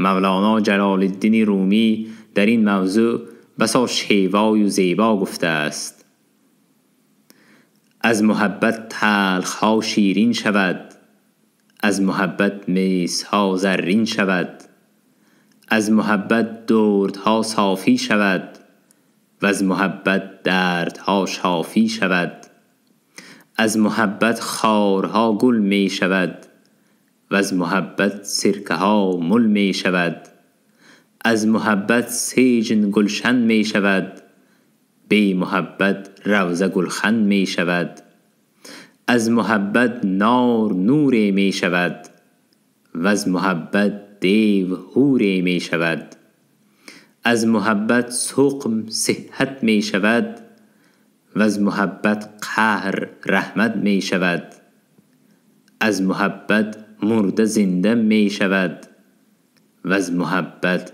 شاه بنده می شود. امروز از قله سن 70 اند به عمری گذشته با تعمق نظر می اندازم و با کمال شکرگزاری می گویم که ایزد تعالی از سن خردی عشقی در نهادم عطا کرده است. این عشق در مرحله های مختلف زندگی به گونه ها و طغیان های پست و بلند مرا همراه و راه بلد بوده است. یاد دارم 11-12 ساله بودم. به تماشای تئاتر همیشه با پدر و مادرم می رفتم. نمایشنامه حلیمه درباره عشق ناکام دختر و محبوبش نعمت به من تأثیرات عمیق گذاشته بود. بعد از این تصویر محبت آدینه و گلندام خار و زار شده باز هم مؤثرتر بود. عشق شادکامانه و در مبارزه ها سنجیده شده گلنار و یادگاری داخونده مرا بال و پر بخشید. با آرزوی بچگانه نمایشنامه نوشتنی شدم. از دفتر کتابچه ساخته آن را به هم دوختم. بالایش نامم را چون مؤلف نوشتم. دیگر نام نمایشنامه مهربا. چشم پدرم به جلد کتاب افتاد. چرا مهربا مرحبانه؟ زیرا این دختر چنان زیباست که نور و روشنایی را از ماه ربوده است. مهربا را باسمچی ها می دزدند و از یار و دلدارش جدا می کنند. اما دختری زیبا قهرمان هم بود. وی سردار باسمچیان را با فریب و حیل کشته به دسته عسکران سرخ که سردارش محبوبی وی بود، یاد ندارم چی نام گذاشته بودم، کمک می کند که دسته غارتگران را تار و مار کنند. اولی سال جنگ منظومه دور و درازی نوشتم که نقل آن در بالا گذشت. قهرمان منظومه دختری دیهاتی است که به جای محبوبی به جنگ رفتهش سری تراکتور نشسته به صحرا می براید. تراکتور می راند و یاد یارش، لحظه های وصالش می کند. در هنگام پزمانی و یادآوری مکتوب یاری جنگاورش می رسد. صحرا گل می کند و از هر گل بوی وصال یار می آید. عشقی بود، محبتی بود از سرحدات سن و سال من بیرون، ولی دل من، روح من از آن روشن و منور بود. امروز فکر می کنم که شاید این نوری محبت در دلم از عنایت الهی پیدا شده بود. در قرآن در آیت 18 از سوره انفال اشاره‌ای به محمد آمده است: اذ رمیت ما رمیت. آنکه به سوی کافران تیر انداختی نه تو بودی که تیر انداختی، بلکه خداوند به دست تو تیر انداخت. آنکه در سن صغر عشقی داشتم نه عشق من، بلکه عشق از عنایت خدای متعال در دل فرود آمده بود.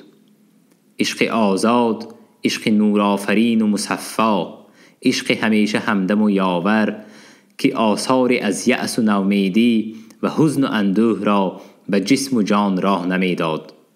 گاهی شادی می افزود که از آن یار و دوستان و نزدیکان بهره‌مند بودند. گاها بیت و مصرع‌های از سینه بیرون می آمد که هرچند نقصی در ساختار شعر بازدید می شد، اما صمیمی و آتشین بودند که روزها و ماهها به اصطلاح دل رمیده را رفیق و مؤنس می شدند. چو خوابی طفل گذشت و رفت دمی که با تو بودم، دمی نشاط دمی فراغ، دمی که زین جهان خود برون شده، در آغوش گرمی آرزو بودم. بروی من نسیمی تو چو زندگی به بوی خوش همی رسید، دل از نگاهی روشنت ز سینه پرزنان، به سوی تو همی پرید. عشق چون آلهه پاک به صفحه های قصه و حکایه ها، رمن و درمه ها و نوله و نمایشنامه ها پرزنان می در آمد. عشق بود که مرا در وقت تألیف گاها به سماوات می برد، گاها همراه و همدم عاشقان و معشوقان شهد وصال می چشیدم، و گاها در یأس و نومیدی آنها غمگسار و یاری شفیق و مؤنس می شدم. آغاز اقتباس. امروز از صبح به نوشتن صحیفه های نورالله و کموش نشستم. عجبا، هنگام نوشتن این صحیفه ها یک احساس عجیب عشق ناکام آنها دل مرا فشار می دهد. خودم نمیدانم این ناکامی به چی می انجامد، لیکن حس می کنم که این عشق ساده، پاک، بی آلایش دو دلداده صافتینت آخر پژمرده می شود، زیر پای می گردد، بی اثر می رود. خود احساسی که آینده آنها معلوم است دل مرا می فشورد. قریب است که در دیده ها اشک پیدا شود. گمانم قوی است که چنین عشق و محبت کم پیدا می شود. عشق احمد و رخساره نیز بزرگ است، ولی آن عشق کتابی، فلسفی، عشق نورالله کموش مانند گلهای صحرایی خودی به خودی زیباست. کسی به این گلها آب نمی دهد، از باران آسمان شسته و آزادند. کسی زمین آنها را کاواک نمی کند، اما ریشه آنها از نمی سرد و نرم کوهها آب می گیرد. رنگ و تابشی آنها از آسمان لاجوردی، از آفتاب طلایی، از ابرهای سفید ماهتابی، از نور ستاره‌های دوری تابنده، ولی هیهات زود تفبادی می وزد و این زیبایی را زیر و زبر می کند. 9 مرد 1980 پریدلکینه. صحیفه های عشق سنایی و عطار، سعدی و رومی، حافظ و جامی را از نظر اصل عرفانی می خواندم و در دل نور عشق عرفانی می دمید. آشیان قلب بلندتر می برآمد. شعشعه صفحات شعر عارفان و گوشه عزلت صوفیان کاشانه سینه را روشن می کرد. گاه واقع می گردید که بال و پری عشق پاک دلان مرا به طبقات آسمان می برد. سرور و فرحی فضای کشاد و بیغبار دل و دیده را روشن می کرد و پیش نظر نماهای متبرک آرمیدگان طبقات ملکوتی جلوه می نمود. اشک شادی و شکرانه روح را پاکیزه می کرد، جسم را از بند تعلق زمینی آزاد می نمود. از پس شاعران توانا مصرع‌های عاجزانه‌ام را به هم می پیوستم تا شرح حال من باشد. شکر در خانه غم صبر و ثبات هم دادند، آب امید به گلبرگ نبات هم دادند. مژده از بر یار بهر نشاط هم دادند، دوش وقت سحر از غصه نجات هم دادند.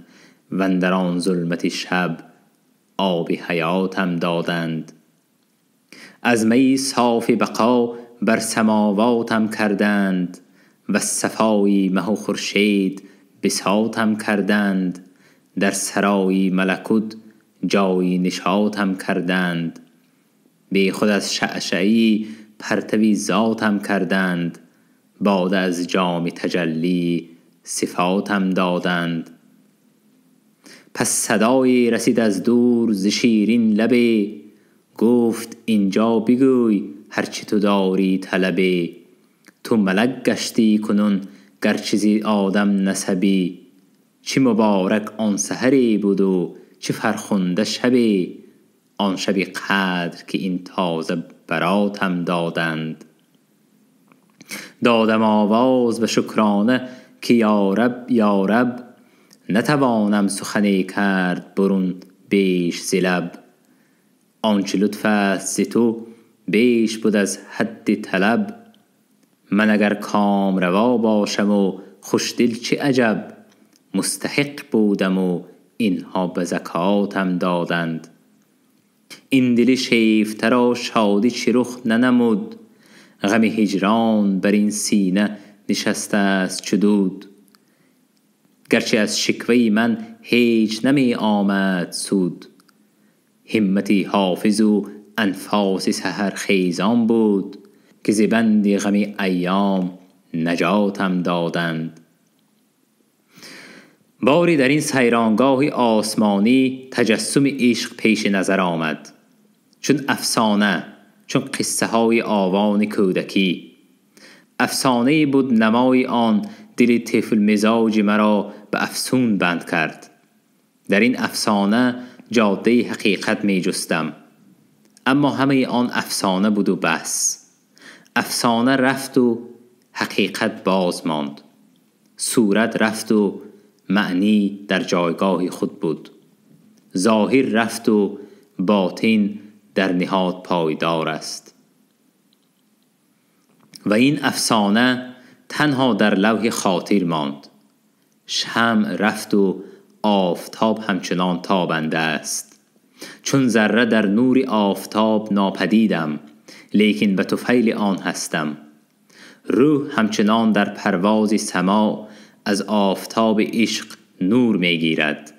روشنایی عشق است که امروز خانه مرا گرم و پر نور می کند.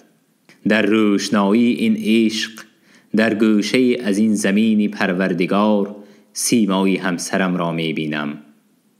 در گرمی عشق نفسی همراه زندگیم را احساس می کنم و به شکرانه این ساعت و روز و سالهای زندگی با هم چند مصرعی شعر عاجزانه خود را که باری در دوری سفر انشا شده بود می خوانم.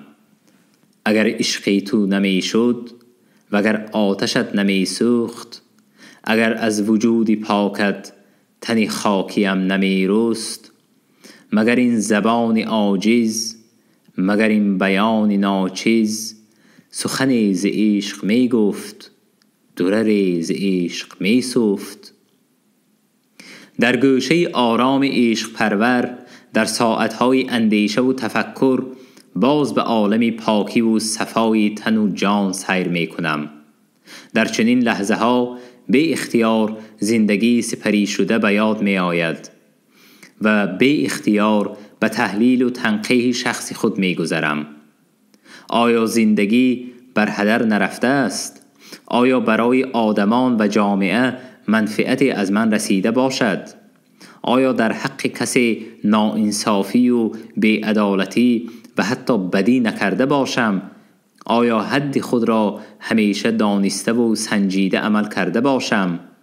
آیا به آن چیزی که قدرت و هنر نیست دعواگر و مدعی نشده باشم؟ آیا برای سود خود و عنوان دست طمع دراز کرده و سر سیل مشتاقی خم نکرده باشم؟ این فکر و اندیشه ها کس را به اختیار به جاده خودشناسی می برد. این جاده هموار و روشن است، اما آخری آن به چشم نمی رسد و جرأت آن نیست که گویم به نهایت این راه خواهم رسید. ولی در جاده خودشناسی قدم نهادن و بهره از سیر آن برداشتن به تزکیه روح و صافی اخلاق مددگار می شود.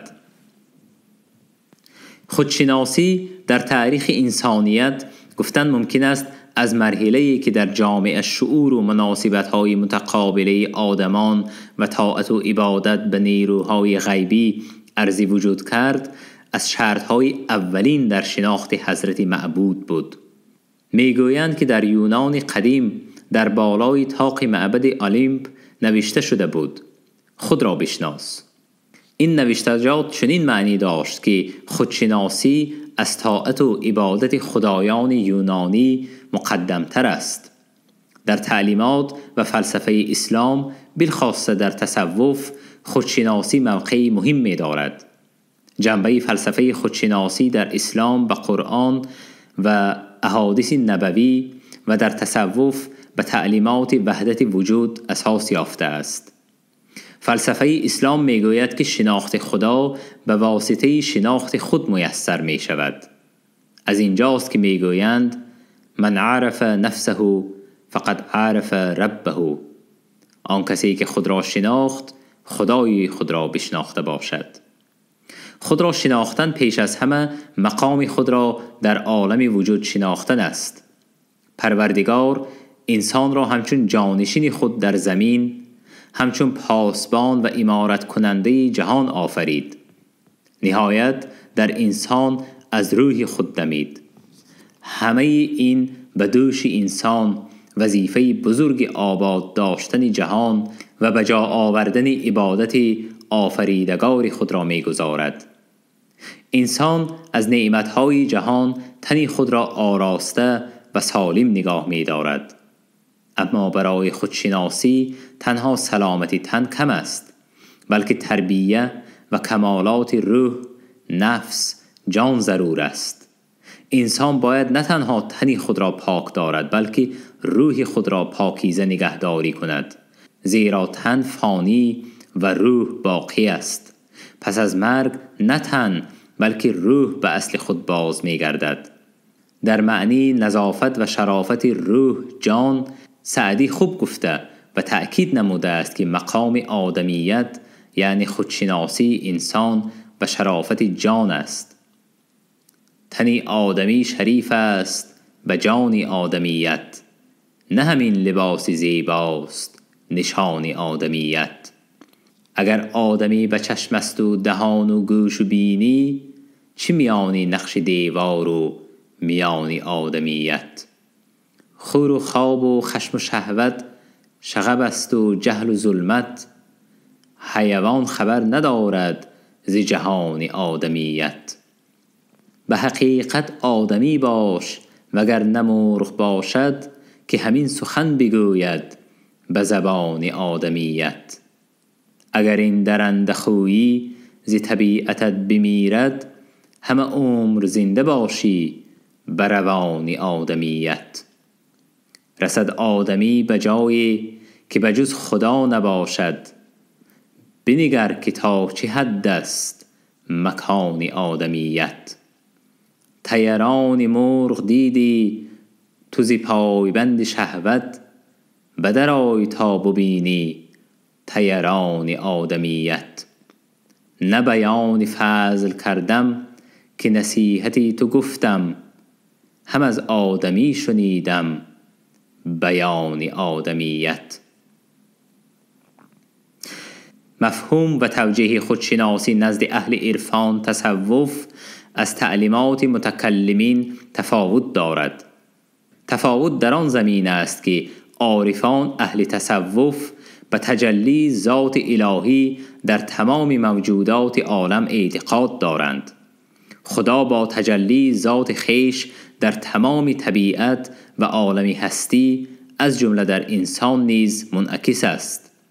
گذشته از این در صفات انسان تمام آیات خداوندی انعکاس گردیده است.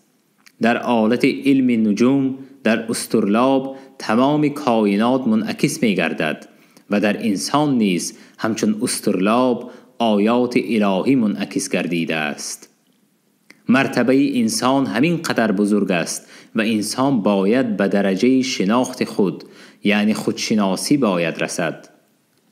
ما خدا را بیرون از خود و در دایره تخیلات ناممکن جستجو می کنیم، حالان که خدا در ماست و با ماست. ما خود را که شناختیم، وجود خدا را در خود در دل خود می شناسیم.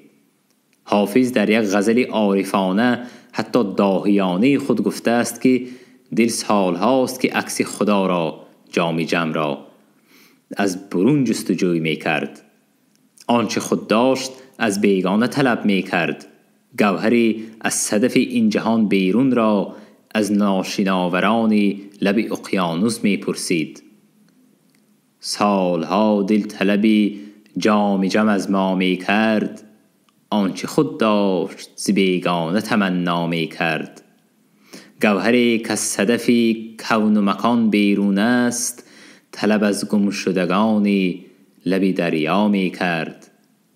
عاشقی در همه احوال خدا با او بود، خود نمی دیدش و از دور خدایا می کرد. منصوری حلاج سالها در پی خودشناسی بود. عبادت کرد، ریاضت کشید و نهایت به درجه کمالات آدمیت رسید و گفت ان الحق. گمراهان گمان کردند که او دعوای خدایی می کند. نه، او چنین دعوای بیباکانه نکرده است. منصور منزلت خود را همچون انسانی کامل شناخت و در این منزلت معرفت خدای خود را شناخت که تجلی خدا در اوست و با اوست. این بود خویشتن شناسی حلاج. این است خودشناسی عارفان، یعنی متصوفان، سالکان طریقتی صوفیه. آنچه گفتیم در باب خودشناسی همه در دایره تفکر فلسفی و نظری بود، اما تفکرات نظری و تعلیمات دینی و فلسفی در تشکل شخص انسان و خودشناسی عملی وی تأثیر و نقش حل کننده دارد. آدم در دایره چنین دانش یا با تأثیری چنین تعلیمات باید خودشناسی عملی و حیاتی داشته باشد. هر یک شخص و هر فرد جامعه در زندگی نیت، مقصد، هدفی دارد. از کودکی پدر و مادر او را به وایه می رسانند. به کمک عائله و مددگاری و تربیه مکتب، کودک به درجه بلاغت و راه مستقل زندگانی داخل می شود. اینک در همین سن و سال مرحله خودشناسی انسان آغاز می یابد. وی در راه آینده خود کسب و هنر انتخاب می کند. در انتخاب نه تنها شوق و هوس بلکه قابلیت و استعداد نیز نقش مهم دارد. هر کس خود را می سنجد، خود را می آموزد، دیگران را می بیند و به خود از روی عبرت نظر می اندازد. انا همین است مرحله اول خودشناسی. در این مرحله شوق و هوس و استعداد فطری نیز اهمیت کلان دارد. یکی به موسیقی شوق و هوس و استعداد دارد، دیگری به مصوری و نقشه کشی، یکی به رقص و آوازخوانی، دیگری به معماری و کندکاری. اگر در این مرحله انسان خود را خوب شناخته باشد، در زندگی راه او هموار و آسان می گردد. بعدتر آدم به چه کارنمایی قادر بودن خود را در زندگی و عملیه می بیند. من در اینجا منصب و مسند حکومتداری و راهنمایی حزبی را در نظر دارم. همه صاحبان مرتبه حکومت و دولت از مکتب گواهنامه برای اداره مملکت نگرفتند. آنها کسب و علم و دانش آموختند. تدبیر دولتداری را به آنها واقعات زمان و تجربه حیات آموزاند. بابا جان غفورف دانشمند و تاریخ شناس بود. گذشت روزگار و جریان واقعات او را به مسند راهبر توانای حزب و دولت گذاشت. گمان می رود که شناخت قدرت و مدبری خود در غفورف تدریجاً از قدم‌های اولین در مأموریت اجرای وظیفه‌های دولتی پیدا شد. او حس کرد و باور حاصل نمود که در مسند دولتی راهبری مملکت را میتواند اجرا نماید و این کار بزرگ را با خودشناسی کامل، با خردمندی و مدبری توانست به اجرا رساند. خودشناسی حتی به پیغمبران نیز بی واسطه و در یک ساعت معین میسر نشده است. پیغمبر اکرم ما صلی الله علیه و آله و سلم تا 40 سالگی خود را همچون رسول خدا نشناخته بود. اولین 5 آیات قرآن که در سوره علق گرد آمده و در غار کوه حرا به محمد صلی الله علیه و آله و سلم نازل شده بود وحی از رسالت بود، لیکن سروری عالم هنوز درک نکرده بود که او به مقام رسول خدا برگزیده شده است. به عباره خودمان گوییم وی به مرحله خودشناسی نرسیده بود. خود سرور عالم نقل نموده است: در زمان نزول وحی براه می رفتم، ناگاه از آسمان آوازی شنیدم، چشم بالا کردم، دیدم که همان ملک که در غار حرا به من آمده بود بر کرسی نشسته است میان زمین و آسمان. از سطوت و هیبت و عظمتش خوفی بر من ورود کرد. به خانه آمدم و گفتم مرا بپوشانید. جامه ها بر من پوشانیدند و من در خیال و اندیشه بودم که حضرت ذوالجلال وحی فرستاد. الا ای رسولی که خود را به لباس و حیرت و فکرت در پیچیده‌ای، برخیز و به اندرز و پند خلق را خدا ترس گردان و خدای را به بزرگی و کبریا یاد کن و لباس جان و تن را از هر عیب و آلایش پاک و پاکیزه نگهدار. از ناپاکی بت و بت پرستان به کلی دوری گزین و به هر که احسان کنی ابداً منت مگذار و عوض افزون مخواه و هرچه در تبلیغ رسالت از خلق آزار بینی برای خدا صبر و شکیبایی پیش گیر. سوره المدثر در ترجمه مهدی الهی. ببینید خودشناسی برای برگزیدگان و بزرگان تا چه اندازه لابد و امر واجب است.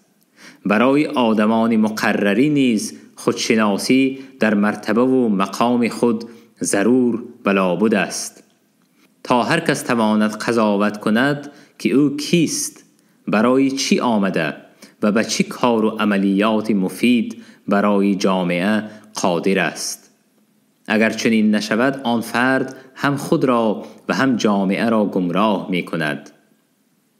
بنده در این مورد بسیار اندیشه و تفکر می کنم، نه تنها درباره خود بلکه درباره دیگران نیز، زیرا از دیگران، از همرنگان، همسالان، همکاران، همصفان کس عبرت می گیرد و در موج تفکرات و اندیشه ها آغاز سالهای 90 به خاطر می آید که در جامعه ما تشنج و هرج و مرج پیدا شد یا خودمان به وجود آوردیم. من از عاقبت‌های فجیع این واقعه ها حالا به خاموشی می گذرم، ولی واقعه های عجیب و غریبه که از چند ضیاییان و روشنفکرانی به آداب و حلیم و شفیق به وقوع پیوست هم سبب حیرت و هم باعث افسوس و حس دلسردی نسبت به آنها گشته است. در عین تهاجم نافهمی ها و بیگانگی بین مردم، بعضی از عالمان و ادیبان خود را راهنما و پیشوای ملت گمان می کردند یا حتی به قلم می دادند. در گرد همایی ها به واسطه مطبوعات یا از رادیو و تلویزیون درباره فرو رفتن ساختار کهن دولت و تبلیغ ساختارهای نوی نامعلوم و موهوم سخنها می گفتند. به نظر چنین می رسید که همین حالا به تشویق و ترغیب و تحریک ایشان پایه جامعه فرو می رود و آنها کدام یک ساختار دولتی و حزبی می سازند، گاه از دموکراتیا، گاه از کروش و مزدک، گاه از اسلام و گاه به اصطلاح از دین مبین، بی طهارت و تلفظ درست کلمه شهادت سخنرانی های بی سر و نوک می کردند. وقتی که دیدند تیرشان خطا خورد نامردانه به کشورهای دیگر فرار کردند، به جای آنکه عیب خود بفهمند و به گناهشان اقرار کنند. حالا هم چند از آنها از دور راه خطای ما را نشان داده به جاده راست دعوت می کنند. بعضی از آنها تبدیل عقیده و نظر و حتی تغییر لباس نموده، چنانچه به جای سربندهای ایرانی کلاههای اروپایی. به جامعه ما بازگشت نموده گویا در دنیا چیزی رخ نداده باشد چابک دستی و چالاک فکری می کنند. باز از اعجوبه های زمان این است که بعضی از ضیاییان و دانشمندان علم و تعلیم را غنداشته ماندند و به تحلیل و تنقید ساختار شوروی، ساختاری که تربیه‌ای آن را گرفته از نعمتهایش بهرهای فراوان پرداختند. برابری همین به اصلاح و تزکیه جامعه ما روی آورده، راه دولتداری به کدام کشور علاقه بستن و از کدام مملکت ترک علاقه نمودن، چه طرز ساختن ترتیب تعلیم و تربیه و معارف کشور را با عرض خردمندی و ادعای راهنمایی به سران دولت آموختنی می شوند.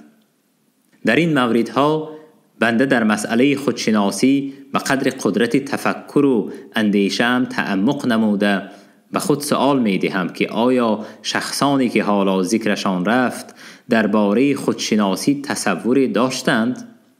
آیا در شناخت خود و توان عقل و خرد خود بار اندیشه و تأمل نمودند؟ الله، اگر در این مورد از خود چیزی گفتم و نادرست گفتم، از درگاه ایزد تعالی مغفرت و پوزش می خواهم.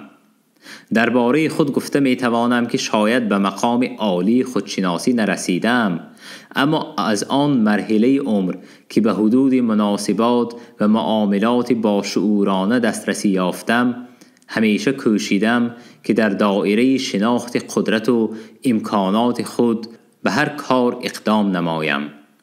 هیچگاه به کار یا رتبه مدعی نبودم، ولی آنگاه که شوقی در دل پیدا شد و فهمی به امکان ایفای کاری در سر آمد، به عمل یا کسب کوشا و جویا می شدم. اگر به کاری یا مأموریت ترغیب و تشویق می نمودند و من عجز خود یا عدم اشتیاق در آن کار احساس می نمودم، عذری آورده از وسواس مرتبه و مأموریت بیرون از خواهش و قدرتم واپس می نشستم. از اینجاست که به هر کار با شناخت خود با شوق و اشتیاق دل مشغول می شدم. خدا را شکر که در نتیجه با روح بلندی و سرفرازی و شادی و سرور دل در هر وظیفه و مأموریت شادکام و موفق می شدم.